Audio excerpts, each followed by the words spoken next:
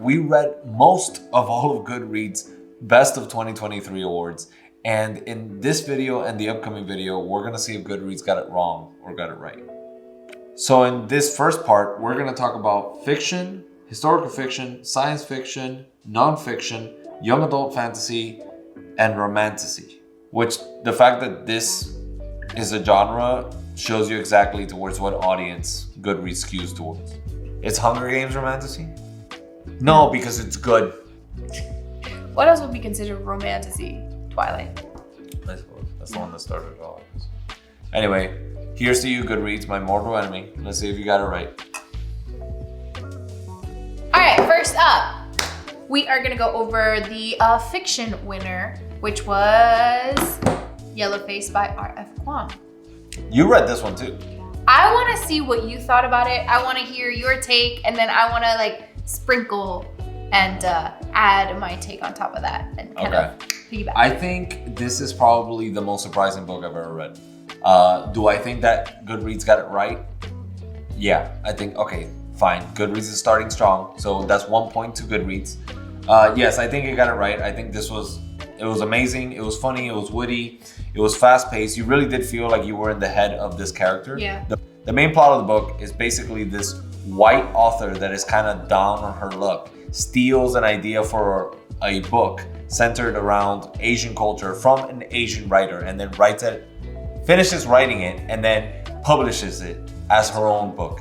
And basically the entire story turns out to be into this kind of like cat and mouse game of, is she gonna get caught? Is she not gonna get caught? How she deals with basically traversing the cultural waters of not only stealing someone else's book, but also stealing a book from someone else that is not from her own culture. Yeah. She didn't go as far as to just take the idea from this Asian author. She went as far as to steal the actual manuscript. And the amount of justification that the main character went through by saying that she took that first draft and, she reworked it, and she did put a lot of work and effort into it. She did literal cartwheels in her brain to justify that she was in the right the entire time. I just thought that was so compelling because I found myself actually rooting for her at certain times, and there were certain justifications that she made and certain points that I was like, she kind of is right. That backlash was completely rooted in like today's society, and I could totally see this exact thing happening. So the layers to the story where she kind of says, well, just because I'm not part of that culture and I'm not of that race, does that mean that I'm not allowed to thoughtfully research and write something about telling somebody else's story? I thought that aspect of the book was just so, it was so good. I mean, she was basically thinking in her head, it's like, well, these people don't know that I stole it. So what if I had actually written it? Would it then be wrong? But that's actually leads me into one of the things that I also like that the book does very, very well, is that it is political in some of the best ways, because it really does take shots at both sides, showing just how ridiculous both sides are. And I think that if you are going to get political, then I think that's probably the best way to go about it. Because in reality, why would you want to just pathetically appease one side while completely alienating 50% of everybody else? To the point that it's like you're kind of showing who you want to read your book and who you don't want to read your book. In this one, I think she just kind of focused on what is true for everyone, right, not just certain people and their perspectives. So yeah, I'm honestly very, very happy with this book, and I'm probably gonna read everything else by this author, because I have seen the other books that are in her lineup, and they don't seem to have anything to do with this book. This one, yeah. So it seems like she really does just go out on a limb and just writes whatever it is that she feels like, and she has different genres that she goes into. But if she can make this book this compelling, I'm pretty sure she can write almost anything else pretty well as well. And one of my favorite things about this book is that it wasn't that long, which is why it felt so gratifying, why it felt so fast-paced, why it was so entertaining, is because it didn't waste any actual time. It was only about 8 hours of listening, so I'm guessing it was maybe 300 pages at most, which by today's standards is pretty short. The pacing throughout the novel, it's just, didn't want to do anything else. I just wanted to stay there and listen to how this story played out. It was just so So good. You know what it really reminded me of? It reminded me a lot of Breaking Bad, where it's like she's almost about to get caught and then she finds a way to wiggle out of it in the last minute, and then she almost gets caught again and then wiggles out of it again. And right there. It's like, and you're always just wondering, it's like, okay, how is she gonna get out of this one? I know that she's technically wrong. Yeah. But I mean, it just blurs. This is the kind of book that just blurs the lines. And it's just such a great book that can be the topic for a lot of book clubs and discussions out there. I almost want to do a whole video with spoilers, analyzing every single plot line, analyzing every single character and their role in the story. It was just so great. It's the kind of book that is a general recommendation, which I think is why it won for like best fiction, just because it appeals to all audiences. Yeah, everybody can at least be entertained by it. All right, moving on to something kind of the other side of the aisle as far as how I felt about this book. This is the winner for not just one category, but for two categories: Best Debut Novel by an Author and for Best Historical Fiction. This is Wayward by Emilia Hart. First up, do you think Goodreads got it right? Absolutely not. Wayward is a story of the Wayward family line of presumed witches. There's three storylines that kind of interconnect through this story. One in 1619, one in 1942, and one in 2019. I didn't like anything about this book. It was incredibly dull and it didn't get interesting until maybe 70% of the way through, up to like 60-70% of the way through. I tried so hard. I was so close to DNFing. Honest to God, the only reason I continued reading it was to give, a well-rounded review.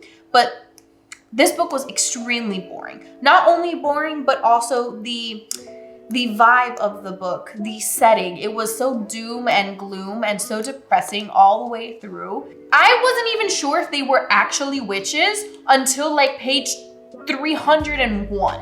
One of the plot lines, the one from 1619, Alpha Wayward is being, tried as a witch, and it doesn't actually confirm whether or not she has any powers until the very end. I understand that the main point of this novel was to kind of show the resilience of women in abusive situations throughout centuries. I just don't think it hit home. The idea that the only way these women got out of these abusive relationships or these abusive situations was because of witchcraft and because they had this, special ability or special power, kind of doesn't sit right with me. If women are only powerful because we have some sort of magical ability, I don't, that idea leaves a sour taste in my mouth. On top of the fact that it was boring, on top of the fact that there were so many scenes that were extremely triggering, and just abhorrent. I didn't find any of the three characters, any of the three women in any way heroic, strong, powerful, or someone to kind of look up to. I was kind of expecting more of a magical feel to the novel, and it was just kind of dark and gloomy, and at the very end, I'm still not exactly sure what the ability that they have is. Something to do with, controlling insects and animals to do their bidding. All right, next up is the Sci-Fi winner for 2023, which is In the Lives of Puppets. It's gonna be more like right here. No, put it here. Do I think Goodreads got it right? No, I don't. Do I think the book was bad? No, I don't. I thought it was actually okay. It was a little bit confusing. Basically, the book is a sci-fi retelling of Pinocchio. Sounds kind of charming. It kind of was. It was fun, entertaining, witty. Do I think that it explored any kind of new topics or ideas, which is usually what you go to sci-fi for? No, which is why it didn't really feel so much like a sci-fi book versus just kind of like this fantasy journey adventure story. It's extremely well written. The characters are funny. You do end up caring about all of them. They are actually, the banter between all of them is very, very entertaining. The only weird thing that I find about the book is that it is written like a fairy tale, but for adults. But it is still written almost as if it was a story for kids, but it is not for kids. Is it kind of like The Brothers Grimm? Yes, but the thing is that the story in itself is kind of childish. The characters are kind of like you could expect to see them in a Saturday morning cartoon, but yet the topic, it would be R-rated, essentially, if it was actually on TV or anywhere else. It was written well, but it was also written as if an 8-year-old could understand it, with language that an 8-year-old can understand it, which That's also weird. leads to the idea of, is this book for young people? Wait, but then so- why would it have all these topics and concepts that you don't really want a 5 or 8-year-old or 10-year-old reading? Okay, I see what you mean. Kind of like Shrek. Right, except Shrek wasn't that sexual. It does get a little bit violent, it does get sexual, and it does deal with ideas and concepts that you wouldn't really give to like an 8-year-old, for example. I feel like that's happening a lot with all sorts of media these days, where the lines are really blurring for, is this actually appropriate for children? Is this meant for young adults? Is this for adults? Maybe it's something that's perfect for like a Disney adult. That's honestly exactly what I thought. I thought that this is for adults that want to keep being children in a way. So they can deal with these concepts, but they still want to absorb a story that is geared towards Mind children. you, Yeah. I'm a Disney adult. Anyway, so do I think Goodreads got it right? No, I don't think Goodreads got it right. Would I consider this one of the best sci-fi books I've ever read? Not really. Would I consider it good? Maybe. Would I recommend it? Not really. Next up, we have the winner for the young adult fantasy, which My was Divine Rivals by Rebecca Ross. So this was the story of 2 aspiring journalists who are competing for a columnist role at their local newspaper. Meanwhile, what's going on outside in their society? This is a magical society, and there's a war going on between 2 gods within this magical system. Overall, I really liked this story. However, do I feel like all the different plot lines were very disconnected to each other? 100%. I didn't necessarily understand what the magical system was going on. Usually I like the kind of fantasy that is set kind of in a realistic world with like a mortal person learning about the magical system, so then things are very clearly explained. Here, I couldn't tell if certain things they said were certain turns of phrases used within the society, or if something magical was actually happening. I couldn't tell what was real, what was magic, what was hyperbole, what was like description. Eventually, throughout the novel, you start realizing how the magic system works. But the 2 journalists, the 2 aspiring journalists, then kind of end up, having a romance because they are connected by these typewriters. There's a lot going on. I'm gonna need another drink. There's a lot going on.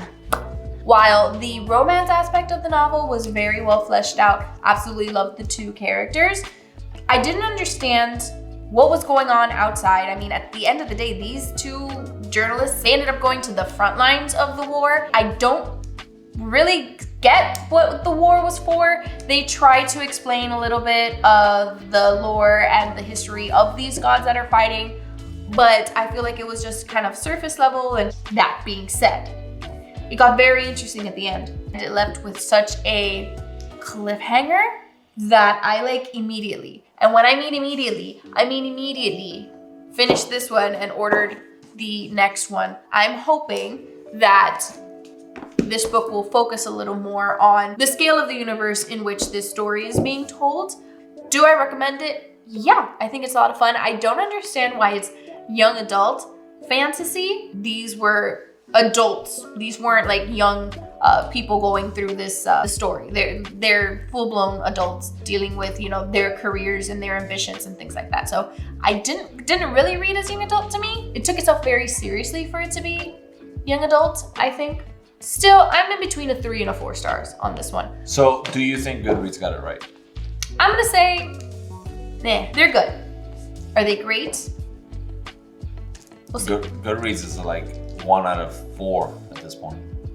Yeah, well, Goodreads is ultimately a popularity contest, but it's kind of one of the biggest platforms for us readers to kind of see what everyone else is reading and connect on It's things. basically the Kids' discover Choice stuff. Awards. Sure. Look, all right, next up is the nonfiction winner, which is Poverty by America. This is essentially like an essay or a political book saying all the different ways in which our society or America keeps people poor or creates conditions under which people become poor or stay poor. So this one, sorry Goodreads, I think this by far is the worst one out of the entire list. Really? Yeah. This book is extremely one-sided. It poses arguments and ideas that are riddled with holes. It is essentially saying that the United States is responsible for creating poverty or keeping people in poverty, and as an immigrant that at some point came to this country with not much, and you could make an argument that maybe I was close to poverty. That was just not my experience. So it's hard for me to jive the ideas that this book is trying to express and explain and say that, yeah, that is true. It's not. It's just, you can't.